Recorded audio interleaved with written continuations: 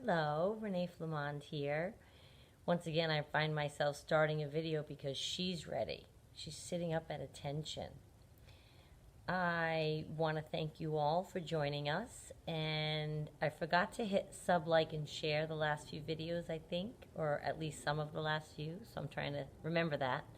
And one note of housekeeping, I rewatched my video from Friday. I said Italy twice when I was trying to say Naples. Okay? My mother's parents, my great-grandparents, were from Naples, Italy. My grandmother's parents. My grandfather was from Italy. I just can't remember where he's from in Italy. So I think I tripped up on that the other day, and it was bothering me. So I just wanted to tell you. Because I know I said it twice, and then it made it sound like, what, I didn't think my grandfather was from Italy? No, they're both from Italy. I just can't remember where in Italy my grandfather's from. It seems we have some new people that are just going through the stages of trying to not reach out to their narcissist with the hoovering and them contacting them. And we've had a couple of people falter and they're beating themselves up. And they asked me to make a video about this again because they want to hear it again.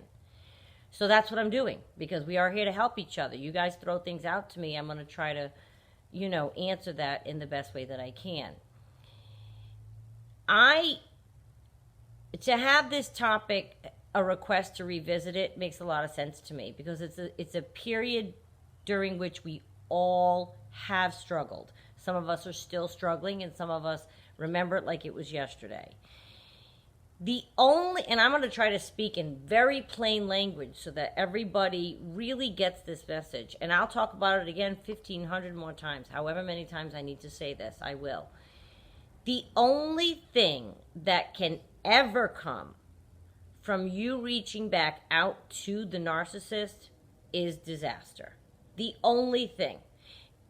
And it will be worse with more drama, because now they know what you can take. So they will naturally test your limits and go even further with whatever method of devaluation they choose, be it triangulation, gaslighting, or just plain demeaning you. I think what any of us are after when we respond is your 5% guy or girl. I've explained that before. That's the person, the good person in love bombing that you thought that they were. But of course, we now know the 95% of them, that when the mask falls off, that is the real them. Okay? They are not the 5% person. They are not. But if they were, you would indeed probably love them and be justified in doing so. The 95% of them, that is their true self, that part rots. And that part is them. It will always be there. The 5% guy will never ever be them. That was the put on. That was the mirroring. That was the lie. That was the act, the performance, when their mask was still on. And I think what we're after is to visit with that person, right? I used to tell my narcissist, I hate that 95% of you. I hate it, detest it. And we weren't allowed to use the word hate when we were little. Hate it. Hate it. And once I caught on that there was a duplicitous thing going, if he was anywhere in the realm of that 95%, even when we were trying to talk and like not together, but kind of being together and back up, I'd say, get out. I didn't want to see it anymore. I didn't even want to see that person at all. When and if you reach back to them, answer a Hoover, you're setting yourself up to fail, and you are guaranteed to be hurt again. And you are never going to receive what you seek. Ever. Ever, ever, ever, ever, ever, ever, ever, ever. You never will receive what you seek. You will only get more manipulation, more calculated actions to make you feel badly about yourself. You'll get that. I can guarantee you that. Nothing you thought about them was real. If you think that through, then you shouldn't be missing them or wanting their company if it wasn't real. No detail about them is authentic. The 5% guy or girl. When you reach back out, you're trying to communicate with someone that doesn't even exist. Nothing you thought about them was real. Nothing. And if you don't reach back out, you're free to assemble your messy feelings, put things in order, and move forward onto your next phase in life. Yes? The phase is coming anyway. It's inevitable. Staying stuck in with the narcissist by doing the back and forth thing is only prolonging your phase of healing. It's prolonging it. Because healing cannot begin while they're still in your life in any way. The control they carry by nature of the dynamic in the relationship is entirely too powerful.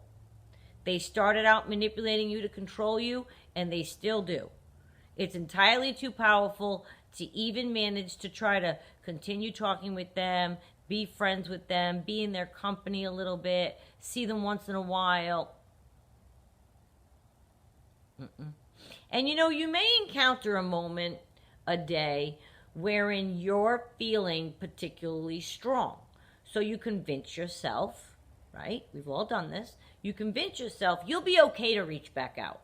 Maybe I'll get some answers, i.e. closure.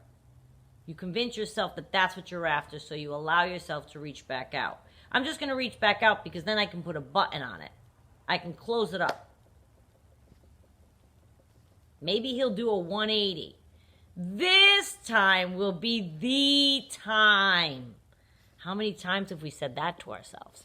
This is going to be the time. This is going to be the time.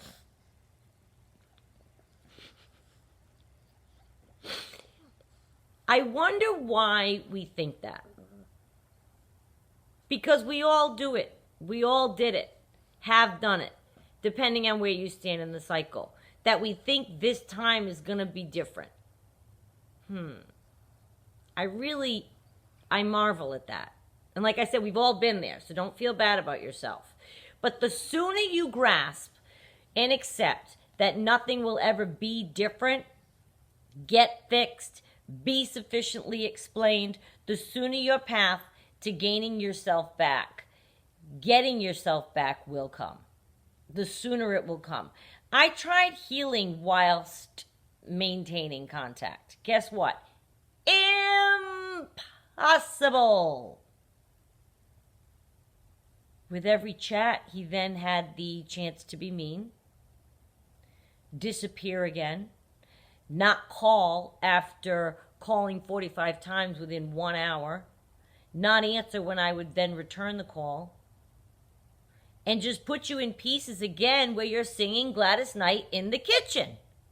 I've referred to that before because I still can't believe I felt that strongly months after I had thrown him to the curb. And repeatedly kept throwing him to the curb. With every time he tried to come back and convince me to be with him, I didn't fold, but I would let him in, just enough to hurt me, just enough to converse, just enough to hang out here a little bit. In my oasis, I let him in here. No. No. It didn't matter that I kept not getting together with him. I was allowing him to be in my space, and that's all they need. If they get you on the phone, they will use that as a springboard to inflict more harm in some way. That was their point in trying to get you on the phone. They wanted to see if they could, which if they did, check. They wanted to see what they could get you to say in the way of swooning over them. And if you did satisfy that thirst of theirs, check for them.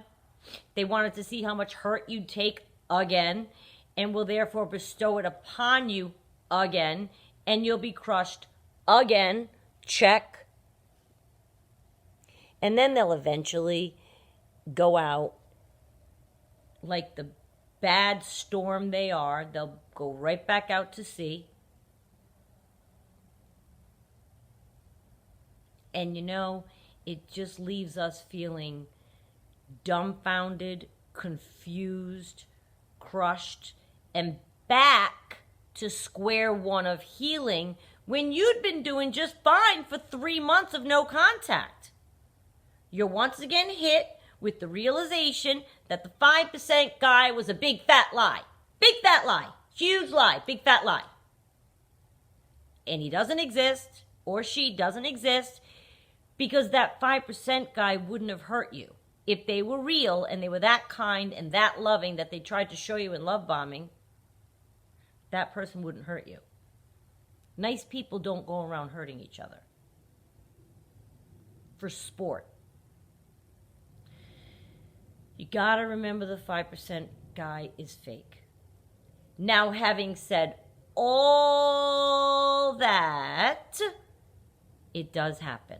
We falter and we give in. It's important, it's vital. We don't beat ourselves up during this time, but instead go ahead and remember to the last detail exactly how you're feeling right now. This helped me. I'm a writer. I write a lot about a lot of things, and I wrote all this down as it was happening. And I would revisit it, and I would read. Wow, I was really broken. I don't want to feel that again. If it helps you, write it down. Just some phrases on a piece of paper. And the next time it comes up and you're tempted to call, look at the piece of paper and remind yourself how you were feeling when you wrote those words down, that you were broken, that you were crying, that the paper is tear-stained, that you couldn't breathe. You felt so humiliated and depleted from answering and being disappointed again. Remind yourself of that. It made you feel empty. And if you remember to the last detail exactly how you're feeling right now, you're less likely to repeat it again. Go back in, respond, answer, reach back out.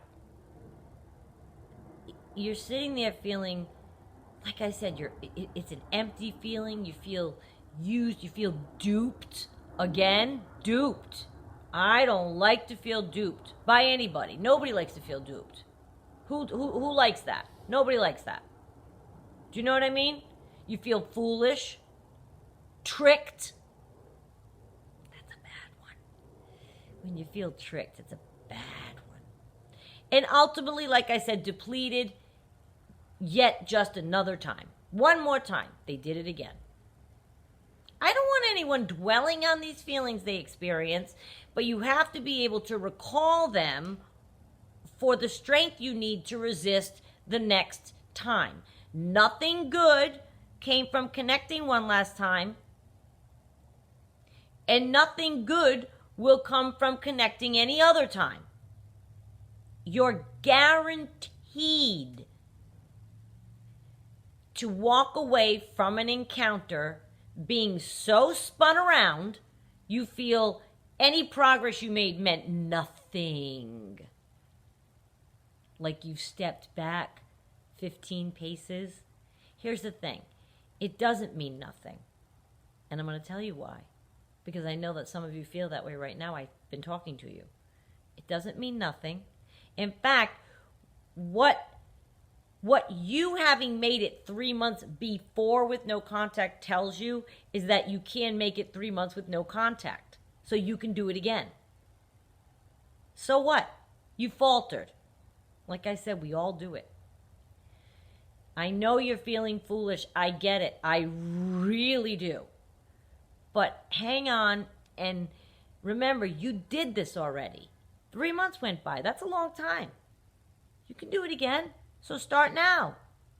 But just keep in mind, if they are trying to get in contact with you, there are reasons they're doing so. They're bored. They want to see if they can. They're having a fight with somebody else elsewhere. They're going through their Rolodex of their phone and numbers and just throwing out things. They may have sent you the same message they sent to 10 people. That definitely helped me stop cold. Once I caught on to that, I was like, oh no, I'm not going to be the one to answer. Let the other 9 people answer. You know what I mean? That definitely gave me incentive to stick with no contact. I wasn't going to be just another person answering the narcissist. Why do they get 10 people fawning over them and calling them? Why? Who are they? They should have no people. So you can be of the set of no people, and just don't kick yourself. But just keep in mind, absolutely disastrous results will happen if you contact them. It will become more dramatic. They will test you further. They know how far you went before. Now they're going to one-up themselves in the pain they caused you and see if you'll deal with that. That's going to hurt you more. Nothing good can come from it. I hope this helps. It's not the last time we'll talk about it.